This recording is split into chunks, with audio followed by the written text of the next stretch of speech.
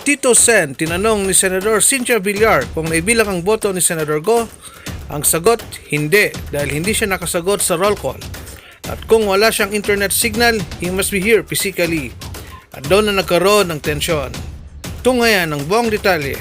At kapag hindi pa nakapag-subscribe, subscribe na upang tuloy-tuloy ang ating talakayan.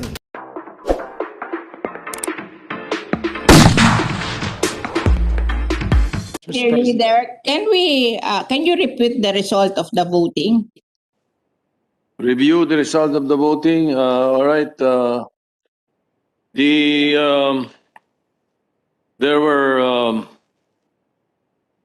11 who voted in favor. There were 8 who voted against, and there were 3 abstentions. So, was Senator Go counted sa 11? No, he was not. He did not answer the call of the roll, and during the voting, he was not there also. There's something wrong with his di ba? The signal po, kanina po. Oh yes, Mr. President. Well, but we're all if you here. put it, I don't think we should put it that way, because if you're going to put it that way, you'll have to be here present physically so that your vote will be counted. Well, hindi ganun. Mr. Senate President, may I answer that? Yes, go ahead.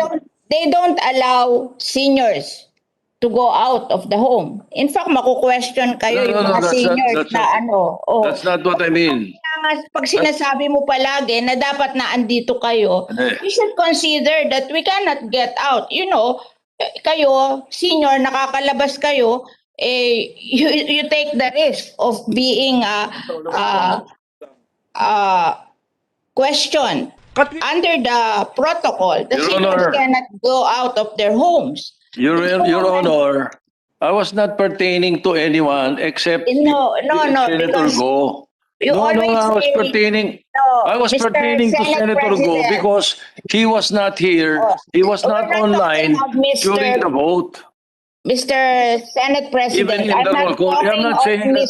Mr. Go now. I'm just talking that you always say that you should be here. How can we be there? We're seniors. We're not allowed to get out of our home. Maswerte ka na senior ka na andyan ka, pinapayagan ka. Pero kung malagay tayo sa dyaryo na mga senior tayo, dahil senador tayo, lumalabas tayo sa bahay natin, di ba pangit din tingnan yun? You always say that you're not always here, as if you give special attention to those who goes there. I take exception to what you are saying, Senator Villar, because you should listen to what I'm saying. I was pertaining to Senator Go.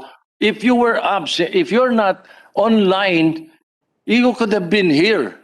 Now, if you're not here, physically present, therefore, you are not online, therefore, you're not present, you're not absent. Ay, ibig ko sabihin, kung offline ka, wala kang connection, wala kang internet, mas mabuti na andito ka. Kung physically present ka, mabibilang ka. Pero dahil wala kang connection, wala kang internet, hindi ka mabibilang. As not pertaining to the seniors. As a matter of fact, Senator Bongo is not a senior. Oh. So he should be here. Well, I take exception to what you're saying. Baka alam mo, pinariringgan ko kayo. Hindi ko kayo pinariringgan. You don't have to be here if you don't want to. You are seniors. I was pertaining to Senator Bongo and the vote.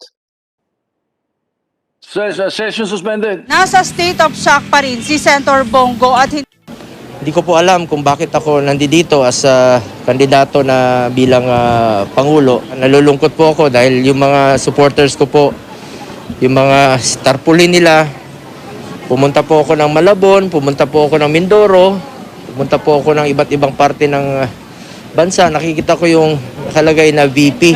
Ang dami na pong nakakalat na mga kusang naglagay.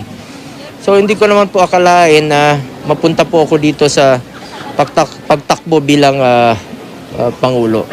Nasa shock pa po ako, nahihirapan pa po ako sa aking sitwasyon. Tito Sen and Ma'am Cynthia, nasa shock pa pala si SENGO. Pahingayin nyo muna, huwag nyo na siyang pag-awayan dyan sa Senado. Mr. Senate President, Senator Villar. yeah, I'm sorry ha. Huwag ka magalit. Sorry. No, it's all right. I also would like to beg the indulgence of our colleagues, including Senator Villar, if I had to raise my voice a little because I wanted to be understood that I was explaining what I was explaining. Thank you. All right, You're welcome. Senator. Yes. Thank you. All the Senate's accomplishments that this representation has mentioned will not be possible without the unwavering service and dedication of the senators and the Senate staffers, both from the offices of the senators and from the Secretariat. My utmost and fervent gratitude to all of you, as well as, of course, to, well, especially to my dear colleagues, to you for your continued support and for always being one with us, with me, in the pursuit of coming up with legislations that are in the interest of the people, fair and reasonable. Pinuri naman ng kanyang mga kapwa-senador kasama si Villar si Soto sa pamumuno niya sa Senado. I'd like to pay tribute to your leadership of the chamber in the second regular session of the 18th Congress. You've led us with wisdom, you've led us by example, and with your hard work and your personal presence in the Senate on many occasions. Allow me to thank our colleagues for their patience, industry, and full cooperation in our legislative work for the past year. Our job became doubly difficult because of the COVID-19 pandemic. We missed hitting the ground and consulting. We miss hitting the ground and consulting one another face to face, not only with ourselves in the Senate, but also with our constituencies. We've had to make do with online meetings during committee hearings and navigate through the hybrid Senate sessions with a bit of difficulty as telecommunications infrastructure in the country is still coping with the needs of the times. Despite that, the Senate, through your able leadership, has managed to overcome all these difficulties and still achieve outstanding performance.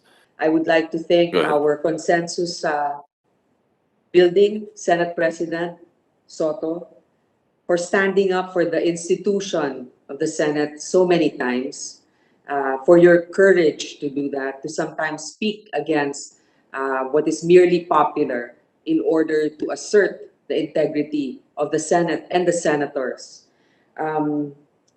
You have passed landmark legislation, and your patience, work ethic, institutional knowledge of rules and laws are actually very remarkable. Thank you for being like a father to all of us. We enjoy most your sense of humor and your kindness.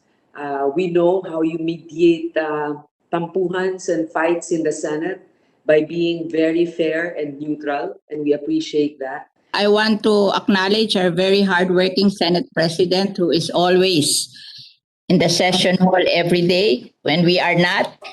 Uy, bati na sila. And of course, our minority floor leader, who is not really a minority. He is neutral.